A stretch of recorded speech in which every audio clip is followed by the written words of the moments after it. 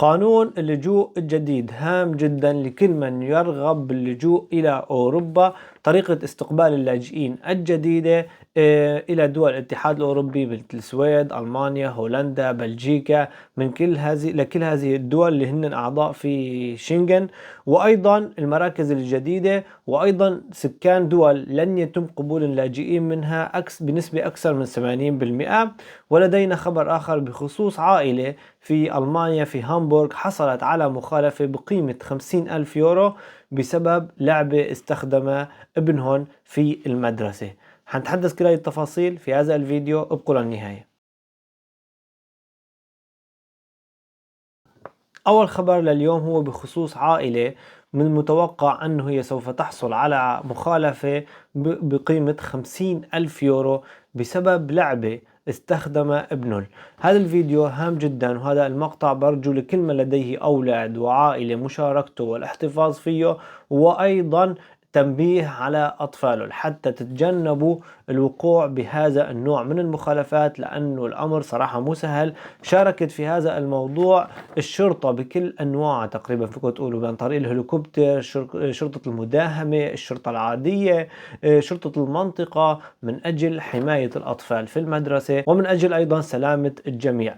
شارك في هذا العملية أكثر من 400 رجل من رجال الشرطة من أجل فقط لعبة استخدم طفل داخل هذه المدرسة. طفل عمره 13 إلى 14 سنة أخذ معه إلى المدرسة لعبة مسدس على شكل لعبة، ولكن لم يتم تمييزه على أنه حقيقي ولا لعبة. حاول إخافة المعلمة وإخافة الطلاب. يبدو أن المعلمة من خوفها لم تتسنى لها الفرصة بالتحقق إذا كان هذا المسدس حقيقي أو كاذب، وإذا كان الطفل عم يمزح. ويبدو أن الطفل أخذ الموقف بشكل جدي قليلا، فالمدرسة ذهبت وقامت في الاتصال مباشرة بالشرطة وقامت في الإبلاغ. الشرطة بعد حادثة صربيا مثل ما بتعرفوا أصبح حاليا الوضع مشدد بشكل كبير، ما عاد في تساهل في هذه الأمور. قامت الشرطة في إرسال كافة رجال الشرطة، فيكم تقولوا، في المنطقة في مدينة هامبورغ. أكثر من 400 شخص رجل شرطة شاركوا في هذه العملية، وبالنهاية تبين أنه ما يحمله هذا الطفل هي لعبة وليس حقيقي. لذلك مدينة هامبورغ حاليا تقرر بأنه الأهل هن المسؤولين عن أفعال أولادهم، لذلك يريدون تغريم الأهل بمبلغ يصل إلى 50,000 يورو حتى يعلموه الدرس أنه ابنه ما يحضر هذا الأنواع من الألعاب إلى المدرسة، وأيضا أنه ما يقوم في هذا النوع. مو بس لأله، لكتير عائلات أخرى. دائما الأهالي هن المسؤولين عن أولادهم. لما الولد يرتكب مخالفة، يرتكب خطأ، يرتكب شيء، دائما الأهالي هن المسؤولين حتى الولد يصير بالغ راشد عمره 18 سنة. لذلك إخواني وأخواتي، في ألمانيا لا يوجد شيء مجاني. حتى لو أتت الشرطة مثلا مثل هي العملية كلفت مبلغ كبير كله من جيب دافعي الضرائب. نحن الآن في أيام أعياد، أكيد كل أهل اشتروا لأطفالهم ما يشتهون من ألعاب. ممكن يكون بعض منا مثل ما حصل مع هذا الولد. لذلك بعد ذهابه إلى المدرسة وجب التنبيه: لا تسمح لابنك بأنه ياخذ هذا النوع من الألعاب للمدرسة أو للحضانة أو لأي مكان خارج المنزل. هذا النوع من الألعاب لا يحبذ الألمان أو الأوروبيين بشكل عام رؤيته بأيدي الأطفال، فانتبهوا. والأفضل أن لا تشتروا هذا النوع من الألعاب نهائيا، وإذا اشتريتوا هذا النوع احتفظوا فيه داخل المنزل فقط. غير هيك ما بنصح حدا انه يطلعه برا المنزل، لربما يحصل موقف ما وتتعرض لموقف شبيه لهذا وانت بغنى عنه. لذلك نصيحتي للجميع: لا تشتروا هذا النوع او احتفظوا فيه داخل المنازل. الان ننتقل الى الخبر الاخر بخصوص قانون اللجوء الجديد. قانون اللجوء الجديد اصبح اكثر تشديدا، ودول لن يتم قبول اللاجئين منا بنسبة اكثر من 80%. كنا دائما عم نتحدث عنه، رح يتم تطبيق القانون بعد فترة، رح يتم تطبيق الإجراءات، ولكن صوتوا على الموافقة على هذا القانون وتم إبرامه. رح يتم نشره في الأيام القادمة التفاصيل الأولية وكيف هي رح تمشي التفاصيل وتوزيعها. رح يتم إنشاء مراكز في 3 دول هن دول الاستقبال الأولي: إيطاليا، إسبانيا، اليونان. هذه الدول الثلاثة رح يكون فيه 3 مراكز، كل مركز يتسع إلى أكثر من 30,000 لاجئ. رح يتم وضع فيها اللاجئين القادمين في هذه المراكز. القُصّر أيضًا، العائلات، كل شخص قادم لاجئ رح يتم وضعه داخل هذه المراكز. بالنسبة لاتفاقية دبلن رح تبقى موجودة، ولكن رح يتم التعامل بشكل مختلف. مثلا شخص وصل إلى ألمانيا، ألمانيا عندها العدد مكتفي، رح ترسله إلى هذه المراكز من أجل النظر في ملفه وإعادة توزيعه إذا كان يستحق اللجوء. طبعا في دول اللي بنظروا أنه ما بيستحقوا اللجوء أو ما بيحق له أنه اللجوء بنسبة كبيرة، فلذلك رح يتم التسريع. الإجراءات رح تصير كالتالي: أنه خلال 7 أيام كحد أقصى يتم أخذ الصور الشخصية وتبصيم ومعلومات عن الصحة ومعلومات شخصية وجنسيته وكل هالأنواع.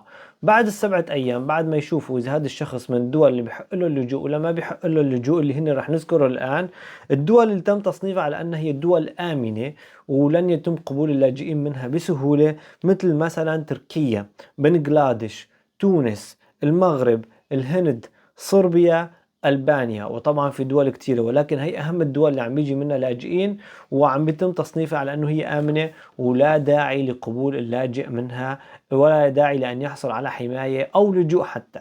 فلذلك أيضا مو بس الدول اللي هن مواطنين هاي الدول، أيضا الأشخاص في بعض الحالات القادمين من هاي الدول لن يتم قبولهم أيضا. كيف يعني وشلون؟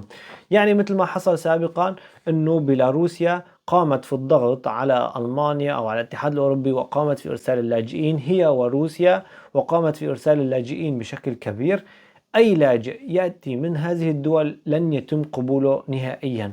وسابقا كما حصل مع تركيا قامت أيضا في الضغط على الاتحاد الأوروبي وفتحت اللجوء من أجل دفع الأموال وغيره وغيره. أيضا اللاجئين اللي بيجوا من تركيا لن يتم قبوله إذا جلسوا في تركيا لفترة معينة، أو كان في حالة مشابهة أن تركيا تمارس الضغط على الاتحاد الأوروبي وقامت في إرسال لاجئين بعدد كبير، أيضا لن يتم قبول قدومه أو لجوءه في أوروبا. المراكز هاي رح تكون مسؤولة بشكل عام عن كافة طلبات اللجوء. يعني مثلا شخص إجا سوري الجنسية أو فلسطيني أو أي جنسية كانت أخرى، بعد ما ياخذوا البيانات رح يتم فرزه إلى المركز. إذا كان مؤهل للجوء رح يتم إبقائه وإعادة إرساله إلى أحد دول اللجوء اللي هي عندها مكان مناسب. ما ضروري انه انت تختار، ما راح يقبلوا انه انت تختار. هن بيقولوا لك انه نحن ممكن نرسلك الى هولندا، السويد، بلجيكا، التشيك، بولندا، اي دولة بيكون عندها حصة بيتم الموافقة من قبلها انه تستقبلها. هي اول طريق الشغلة. الشيء الثاني انه اذا الدولة رفضت استقبال اللاجئين لازم تدفع مبلغ من المال الى هذا الصندوق اللي هو الى مراكز هاي، حتى تقوم دولة أخرى باستقباله وأخذ هذه الأموال. أيضا بخصوص القُصّر والعائلات، القُصّر والعائلات رح يتم وضعه في أماكن منفصلة عن الشباب اللي هن عازبين من أجل سلامته ومن أجل الأمان بشكل أكبر، ولكن المكان رح يكون يشبه السجن، لن يكون كحرية شخصية أنه تطلع وتتنقل، وهذا رح يكون مكان مغلق. كثير منظمات حقوقية انتقدت هذه الخطوات واعتبرتها مشددة بشكل كبير، ولكن أحزاب أيضا يمينية وأحزاب متطرفة قالت بأن هذه الإجراءات غير كافية وتريد إجراءات أكثر تشدد على اللاجئين القادمين جدد. أيضا بخصوص البصمات، إذا شخص حصل أنه دخل إلى الاتحاد الأوروبي وما دخل على هاي المراكز وبصم في إحدى دول الاتحاد الأوروبي، لن يتم المعاملة بأنه الدول أول دولة بصم فيها رح يتم استقباله فيها، لا، رح يتم إرساله إلى هاي المراكز، ومن هاي المراكز رح يتم توزيعه إذا كان بيستحق اللجوء. بالنسبة للاجئين اللي هن ما بيستحقوا اللجوء مثلا ودوله أصبحت آمنة، رح يتم إرساله إلى دول ثالثة تقبل استقباله، حتى لو كان في دول مثلا يوجد شيء ما أو الدول لم تستقبله فيتم إرساله إلى دول ثالثة تقبل في استقباله. عن طريق إعادة التوطين رح يتم استقبال في هذه المراكز سنويا 30,000 لاجئ، هذا غير اللاجئين الذين سوف يأتون بشكل غير شرعي إلى داخل الاتحاد الأوروبي. هذا القانون أو هاي الإجراءات رح تبدأ تقريبا بعد 16 شهر من الآن. رح يتم إنشاء هذه المراكز، رح يبدأوا فيها بالأيام القادمة أو بالأشهر القادمة، وسوف يتم العمل في هذا النظام بعد 16 من الآن، من احنا في شهر أبريل، يعني ممكن يكون من تقريبا بداية 2026 أو نصفها أنه يتم العمل في هذا القانون، أو بداية 2026 يتم العمل فيه ويتم العمل في هذا النظام. هي كل الإجراءات الجديدة والمعلومات المهمة الجديدة اللي حبيت أنه تعرفوها. أتمنى تكونوا استفدتوا منها. دائما كتبوا لي آراءكم في التعليقات لو حابين تعرفوا عن شي موضوع معين. لكم مني كل الحب والاحترام، وإلى اللقاء.